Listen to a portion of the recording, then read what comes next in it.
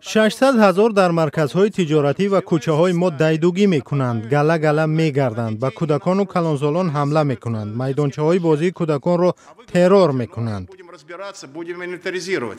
وکیل دومای دولتی روزی 10 میون معاون وزیر کارهای داخلی روسیه را سرزنش دارد که بچه‌های مهاجران را به نظارت گذاشتند و احوال تا به این حد بد شده است. قانونی که بررسی شد مکتب‌های روسیه را عهده‌دار می‌کند تمام معلومات درباره فرزندان مهاجران را در اختیار وزارت کارهای داخلی گذارند. مقصد به گفته مقامات مبارزه با مهاجرت غیرقانونی و غمخوری در حق مهاجران است. هدف این قانون سخت کردن نظارت مهاجرت و تأمین حق مهاجران قانونی در کشور برای گرفتن دانش و معاشرت و همگرایی آنها با جامعه روسیه است.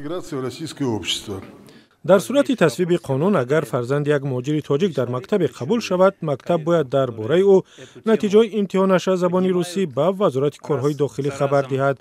این زمان وزارت باید به اداره‌های معارف رساند که فرزند فلان مهاجر قانونی مکتب نمی رود و باید او را به تحصیل فرا گیرند. متخصصان میگویند قانون نو نتیجه برعکس میدهد.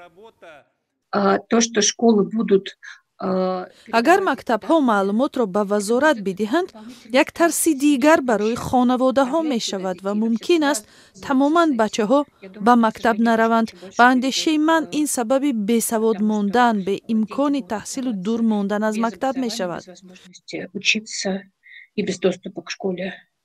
در دومای دولتی دایر به تعداد فرزندان مهاجران در روسیه آمارهای گوناگون آوردند و یکی را هم میخائیل ماتویف گفت که گویا از وزارت کارهای داخلی گرفتند.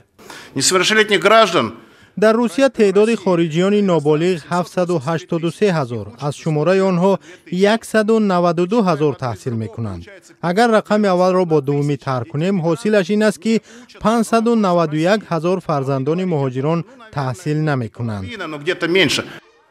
آماری به قول حامیان حقوق ناصحیح، چون مقامات روسیه آنهایی را که مثل تاجیکان دو شهروندی دارند همچون خارجی ثبت میکنند.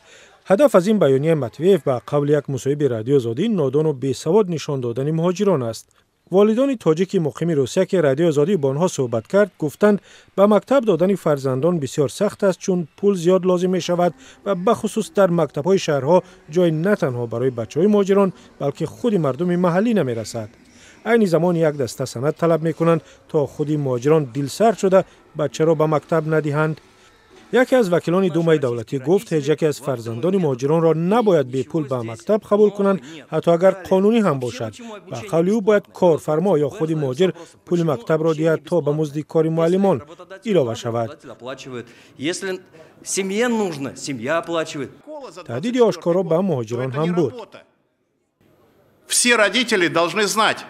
تمام مهاجران باید دانند که اگر آنها عهده‌داری‌های خود برای تربیت فرزند را اجرا نمی‌کنند، به درس آماده کرده نمی‌توانند، سندهایشان ناکامل است یا فرزندشان زبان روسی نمی‌داند و نمی‌خواهد درس خواند، یک انتخاب دارند.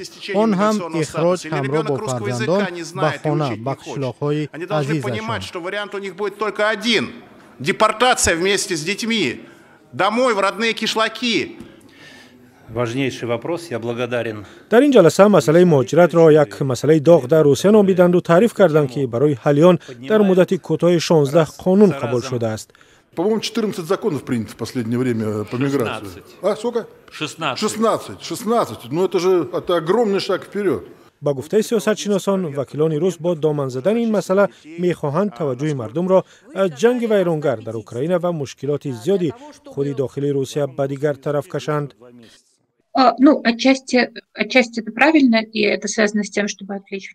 از یک طرف این درست است که توجه مردم را از جنگ به دیگر طرف میکشند. دیگر اینکه مردم ترس زیاد دارند و مقامات با استفاده از دامن زدن مسئله مهاجرت میخواهند ترس اهالی، نارضایت از مشکلات اجتماعی، ناامنی و جنایتکاری را فرو نشانند. برای همین به جای حل مشکلات امنیتی یا دسترس کردن خدمات اجتماعی مهاجرت را گناهکار میکنند.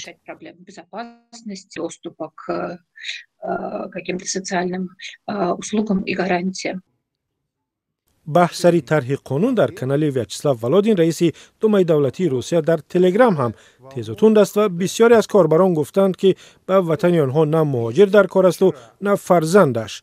در این میان یکی با نام الیانورا نوشته است وقت‌های اخیر در روسیه فقط قانون‌ها درباره مهاجران قبول می‌شوند، گویا که در روسیه بغیر از مهاجران یگان مسئله حل طلب نمانده است.